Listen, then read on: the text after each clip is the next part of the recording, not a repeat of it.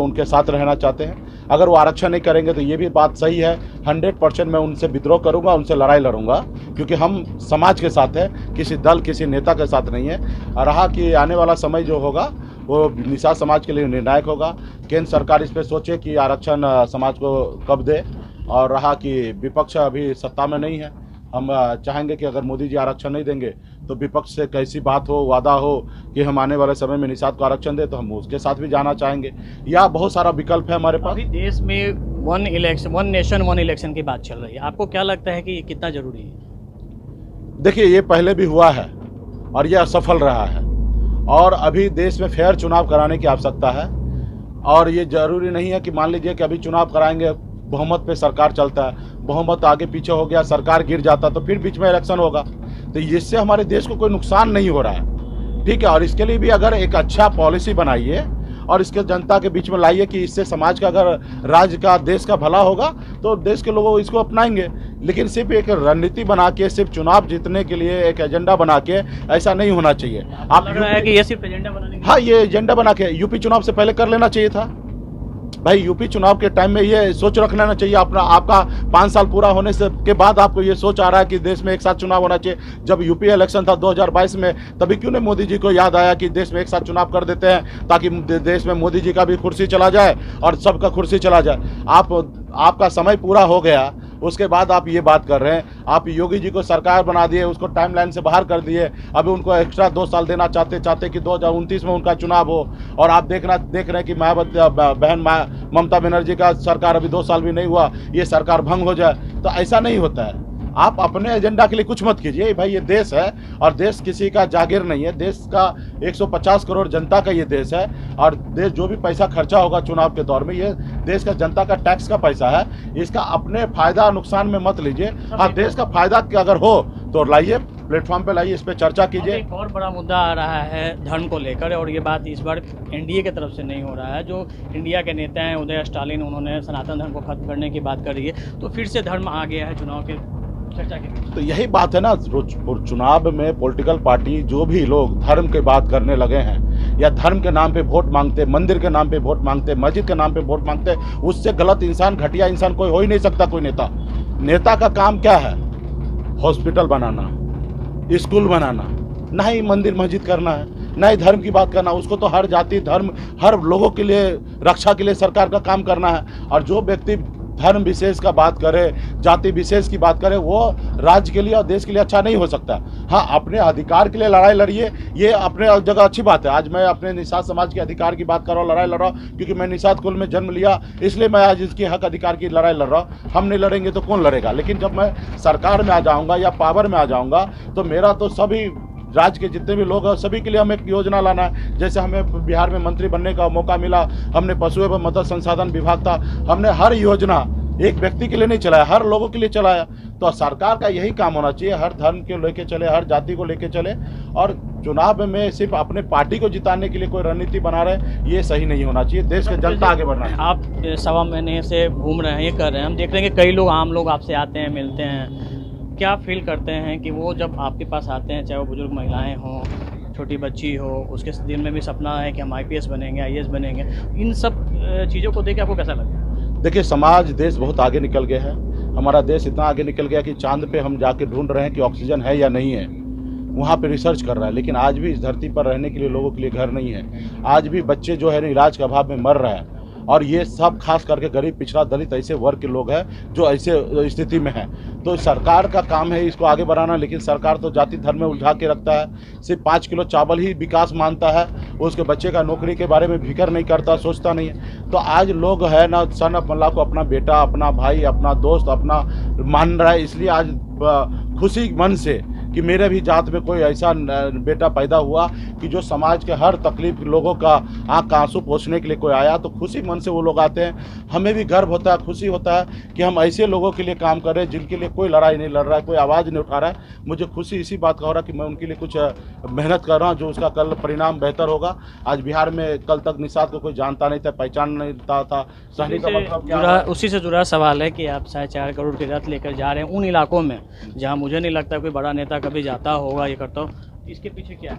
इसके पीछे यही है, हम उनको बताते हैं कि भाई देखिए, हम भी गरीब घर में जन्म लिए, जहाँ हजारों दिक्कतें था, परेशानी था, वहीं मेरा भी जन्म हुआ। लेकिन मैंने संघर्ष की बदौलत गरीबी से लड़ाई लड़ा।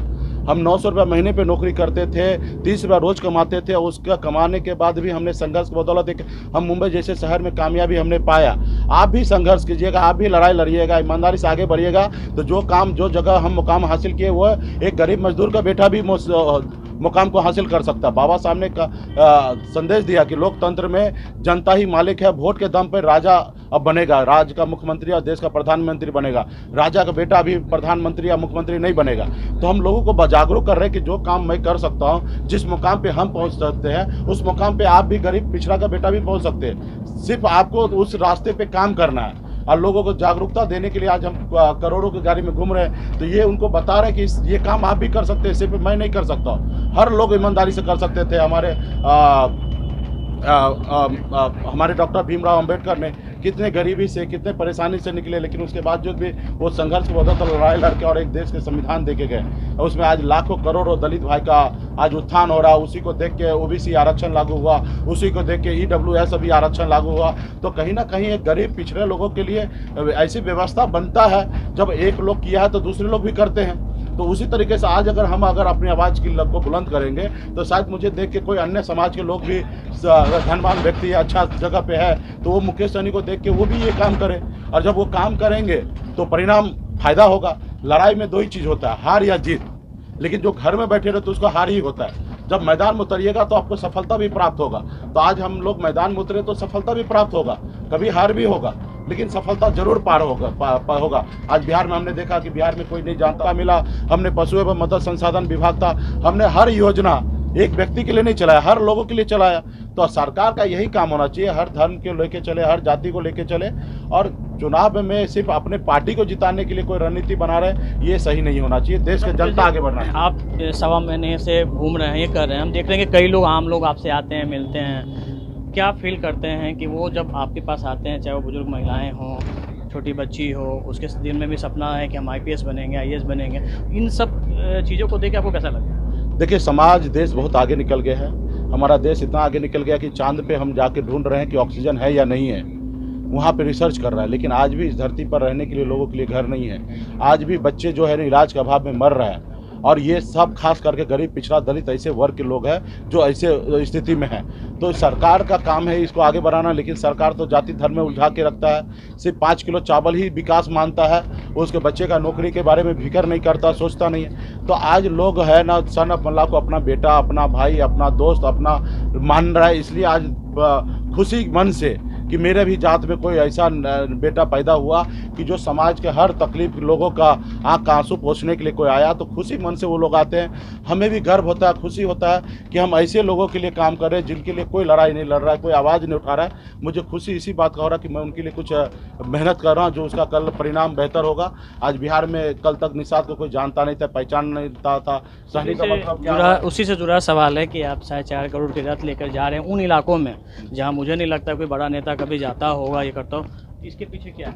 इसके पीछे यही है, हम उनको बताते हैं कि भाई देखिए, हम भी गरीब घर में जन्म लिए, जहाँ हजारों दिक्कतें था, परेशानी था, वहीं मेरा भी जन्म हुआ। लेकिन मैंने संघर्ष की बदौलत गरीबी से लड़ाई लड़ा। हम 900 रुपये महीने पे नौकरी करते थे, 30 रुपये रोज़ कमाते थे। उसका कमाने के बाद भी हमने संघर्ष की बदौलत हम मुंबई जैसे शहर में कामयाबी हमने पाया। आप भी संघर्ष कीजिएगा, आप भी लड़ाई लड़िएगा, ईमानदारी से आगे बढ़िएगा, तो जो जगह हम मुकाम हासिल किए वो एक गरीब मजदूर का बेटा भी मुकाम को हासिल कर सकता। बाबा साहब ने संदेश दिया कि लोकतंत्र में जनता ही मालिक है, वोट के दम पर राजा अब बनेगा, राज्य का मुख्यमंत्री और देश का प्रधानमंत्री बनेगा। राजा का बेटा अभी प्रधानमंत्री या मुख्यमंत्री नहीं बनेगा। तो हम लोगों को जागरूक कर रहे हैं कि जो काम मैं कर सकता हूँ, जिस मुकाम पे हम पहुँच सकते हैं, उस मुकाम पे आप भी गरीब, पिछड़ा का बेटा भी पहुँच सकते हैं। सिर्फ आपको उस रास्ते पे काम करना है। और लोगों को जागरूकता देने के लिए आज हम करोड़ों की गाड़ी में घूम रहे हैं। तो ये उनको बता रहे हैं कि ये काम आप भी कर सकते हैं, सिर्फ मैं नहीं कर सकता। हर लोग ईमानदारी से कर सकते थे। हमारे डॉक्टर भीमराव अंबेडकर ने कितने गरीबी से, कितने परेशानी से निकले, लेकिन उसके बावजूद भी वो संघर्ष की बदौलत लड़ाई लड़के और एक देश के संविधान देके गए। उसमें आज लाखों करोड़ों दलित भाई का आज उत्थान हो रहा। उसी को देख के ओबीसी आरक्षण लागू हुआ, उसी को देख के ईडब्ल्यूएस भी आरक्षण लागू हुआ। तो कहीं ना कहीं एक गरीब, पिछड़े लोगों के लिए ऐसी व्यवस्था बनता है, जब एक लोग किया है तो दूसरे लोग भी करते हैं। तो उसी तरीके से आज अगर अपनी आवाज़ की लग को बुलंद करेंगे तो शायद मुझे देख के कोई अन्य समाज के लोग भी, धनवान व्यक्ति अच्छा जगह पे है तो वो मुकेश सहनी को देख के वो भी ये काम करे, और जब वो काम करेंगे तो परिणाम फायदा होगा। लड़ाई में दो ही चीज़ होता है, हार या जीत, लेकिन जो घर में बैठे रहे तो उसको हार ही होता है। जब मैदान में उतरिएगा तो आपको सफलता भी प्राप्त होगा। तो आज हम लोग मैदान में उतरे तो सफलता भी प्राप्त होगा, कभी हार भी होगा, लेकिन सफलता जरूर पार होगा। आज बिहार में हमने देखा कि बिहार में कोई नहीं जानता था, हमने 4 विधायक बना, अपने दम पर मंत्री बने, हमारे सहयोग से बिहार में मुख्यमंत्री बना। अगर हम समर्थन नहीं देते तो बिहार में मुख्यमंत्री नहीं बनता। तो ये सब चीज़ें उपलब्धि हमने समाज को एकजुट करके लड़ाई लड़के किया। एक टाइम में लालू प्रसाद जी ने हमको लीडर माना, 3 लोकसभा सीट दिया। एक टाइम एनडीए आया, वो हमें बिहार का लीडर नेता माना, 12 विधानसभा दिया। ये लोगों ने, सब लोग हमें लीडर माना। सिर्फ अभी हम उनका गुलाम नहीं बनना चाहते, हम लीडर बन के ही अपने समाज की लड़ाई लड़ना चाहते। आज आपने देखा कि आपने क्या किया, बीजेपी ने मुकेश सहनी को तोड़ने के लिए अंग्रेज का चाल चला कि भाई पहले फूट डालो, राज करो। मुकेश सहनी को कैसे क्रॉस किया जा सकता, तो मुकेश सहनी को जात को आगे लाओ। और मुकेश सहनी को, एक नेता प्रतिपक्ष का क्या काम होता है कि काम होता है कि राज्य में जो सरकार अच्छा काम नहीं कर रहा तो उसको आईना दिखाना, उंगली करना और उसको विरोध करना। आज भारतीय जनता पार्टी मान लिया कि नीतीश कुमार सरकार में नहीं है, मुकेश सहनी सरकार में, मुकेश सहनी मुख्यमंत्री है और मुकेश सहनी को टारगेट करो। अरे भाई मुझे क्यों टारगेट कर रहे हो? आप तो वादा किए थे कि निषाद को आरक्षण देंगे, आप निषाद को आरक्षण दे दीजिए। हम तो आरक्षण मांग रहे हैं। आप अपने एक निषाद के बेटा को आगे विधान परिषद में पहुंचा दिए और आप मुकेश सहनी से टारगेट करा रहे हैं, मुकेश सहनी को गाली दिलवा रहे हैं। ये क्यों? आपको गाली दिलाना तो सरकार को घेरिए, ये काम आपको होना चाहिए। आज भारतीय जनता पार्टी कहता कि हम कोई जाति और विशेष की पार्टी नहीं है। देखिए, जाति का पार्टी हो गया। आज मुकेश सहनी को डर से, मुकेश सहनी को कमजोर करने के लिए एक जाति का सहारा लिया, जाति को आगे किया। तो वो तो कहीं ना कहीं आप बिहार देश को बताइए। आज मैं गर्व से कहता हूँ, मैं एक जात की राजनीति करता हूँ, मैं एक जात को आगे बढ़ाना चाहता हूँ, एक जात को आगे लाना चाहता हूँ, क्योंकि वो बहुत गरीबी या पीछे है। लेकिन आप तो ऐसा नहीं कहते, आप तो कहते हैं हमारा पार्टी सबका है, लेकिन सबका कहाँ दिखता है? नीतीश कुमार जी को कमजोर करने के लिए लव कुश को आपने आगे लाया, कुशवाहा जी को आगे लाया। आज आपको पता चल गया कि नीतीश जी अभी बिहार का फैक्टर नहीं है, मुकेश सहनी बिहार का फैक्टर बन गया। तो मुकेश सहनी को कमजोर करने के लिए अपनी हरीश सहनी को ले आए।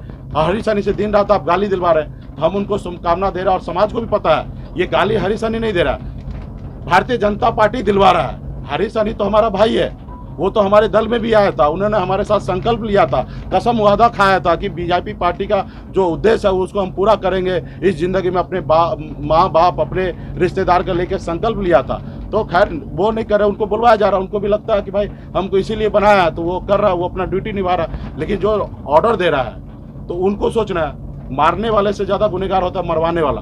तो आज भाजपा जो है वो मरवाने का काम कर रहा है, लेकिन इससे समाज टूटने वाला नहीं, समाज आगे बढ़ेगा। और आप सभी को विशेष धन्यवाद दे रहा हूँ कि गरीब का आवाज़ को गांव-गांव पहुँचा रहे हैं। ऐसे हम लोगों का आवाज़ को जल्दी लोग दबाने का कोशिश करते हैं, आप लोग आगे आए, इसके लिए आपको विशेष तौर पे धन्यवाद। बिल्कुल, आज हम मुकेश सहनी के साथ थे, उनके इस रथ में, और उनके साथ भोजपुर के बरहाड़ा इलाके में गए थे और वहाँ पर इनकी जनसभा देखी। कई लोग साथ चलते हैं और जिस तरीके से लोग आते हैं, उनसे मिलते हैं, बातें करते हैं, और कहीं ना कहीं मुकेश सहनी इस उम्मीद को जगाने में सफल रहे हैं कि जो इस समाज में आज तो कोई बड़ा नेता नहीं हुआ था, लेकिन आज एक चेहरा जरूर बन गए हैं कि अब निषादों को लगने लगा कि उनका एक बड़ा नेता उनके बीच आ गया है। कैमरामैन सनी के साथ अमिताभ ओझा, पटना, नेशनल रिपोर्ट।